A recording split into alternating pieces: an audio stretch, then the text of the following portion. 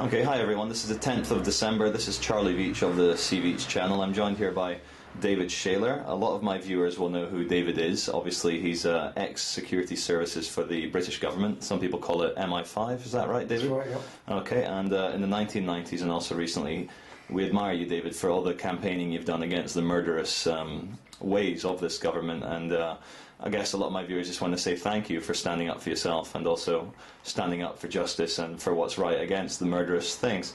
But probably the best first question I can ask you, David, is a lot of people on the internet and also just in talking around, they feel that the phrase that comes out is that you've been got to by mind control tactics. A big word that comes up a lot is MK Ultra, or the British version thereof. What would you say to people who think that you are a victim of mind control in a way to almost that they think that they've got to you to discredit you? A lot of these people are people sitting in their bedrooms checking stuff out on the internet, so the first thing I'd say to them is try and get out more.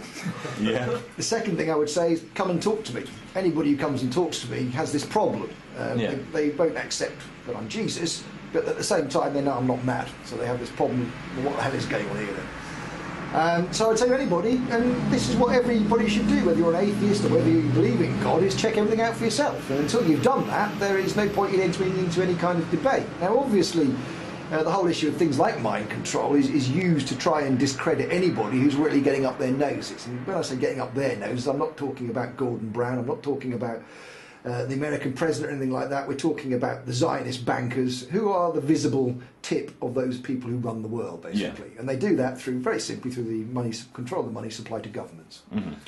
A lot of people, David, they feel almost, I think, a bit that maybe you might come across as a bit arrogant, because a lot of us have had spiritual experiences through psychedelic experiences or otherwise, just through a traditional spiritual awakening. But I think a lot of people feel alienated that you say that you're the Son of God, and that almost in a way separates you from other people. How would you respond to that? My claim is not just based on my consciousness and my connection to the Spirit. It's also based on some very simple decodings of ancient texts that are associated before my existence with the name of God or the ineffable name of the Messiah. For example, the God of Aaron, or the 12-letter name of God, based on the initial letters of the 12 tribes of Israel. And that stuff exists independently of my existence.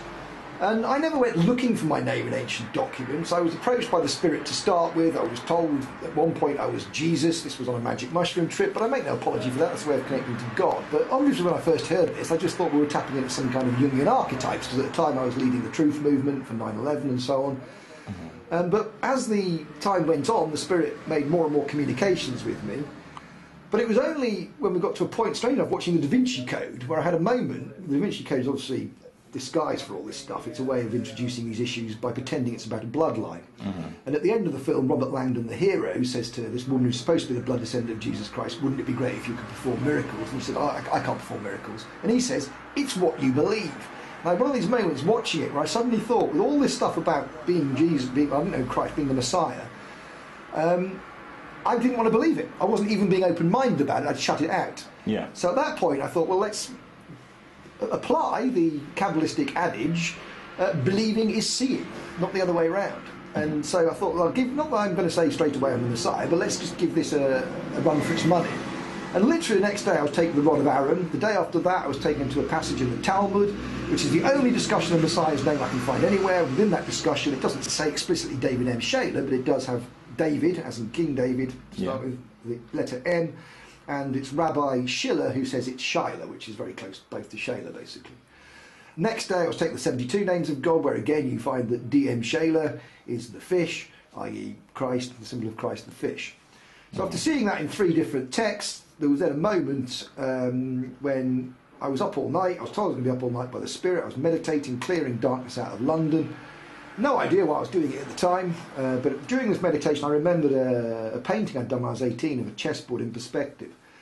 And the next day I went around to see my mate, and the first thing he says to me, he says, bomb didn't go off in London last night. And I thought, oh, that's what I was doing, but I thought, why was I doing it all night? Next thing comes up on the news, they've just discovered another bomb didn't go off last night, it was driven across London. So that began to make sense. My mate then, next thing, turns around, he says, there's a crop circle appeared last night. Turns around his computer, there's a chessboard like my chessboard I painted when I was 18. It's suddenly this moment, that's my sign. And even before I could say what I was going to say, he said, somebody superimposed the Last Supper on this chessboard, because the pillars going into perspective matched those on the Last Supper. Leonardo at the time, I had a strong suspicion was one of my past lives, and that was my moment. And it's really interesting with the Last Supper as well, because in the Last Supper they will tell you there's no grail on the table, and there's an empty chair opposite the table. So the angle I'm looking at is the empty chair, and there's an arrow in the picture pointing to the empty chair. And that was the moment I said, it's me. I'm the Messiah. I've known this all my life, but I've only just realised it. Yeah. And at that moment, I had to tell my friend to get out of the room. I didn't know what was going to happen. I just knew that there was some energy coming.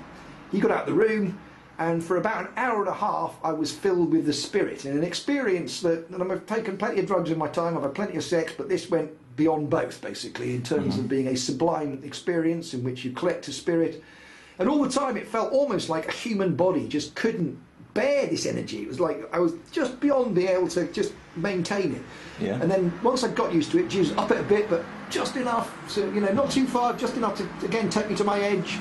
And after about an hour and a half of that, I had seen it. I'd seen the interconnectedness of it. I'd felt it. I knew about the sublime justice, the intricacy, the simplicity of it.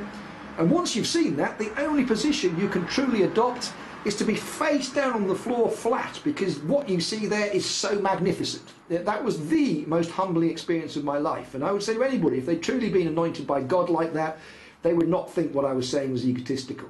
To say it's part of a mission. David, is everyone potentially the Son of God or the Messiah? Is it something that you've realised about yourself, or is it something that you feel that we all have inside us to have this awakening to realise that we are the Son of God? Both. There is one Messiah. My destiny was to be the Messiah, but that I still had to make the right decision through my free will to get there, and obviously that was stewarded by Jesus up there. And by doing what I did, I activated the Christ consciousness here, so that is now within everybody here, and everybody, and that indeed is the aim of the mission here in the 2012, is for everybody to get in touch with that consciousness and for everybody to become Christ, essentially. Okay. And the phrase here is first among equals, basically, if you understand that kind of paradox. There is no preferential treatment. I'm not here to reinstitute patriarchy or authority, quite the opposite. I'm just saying to people, this is a journey of your heart. Having been through that experience, I can help you when you fall into some of the pits or when you're missing some of the signposts on the journey. That's what I'm here to do. I am the teacher, basically. That's the best role for this. Not King of Kings or anything like that, the teacher.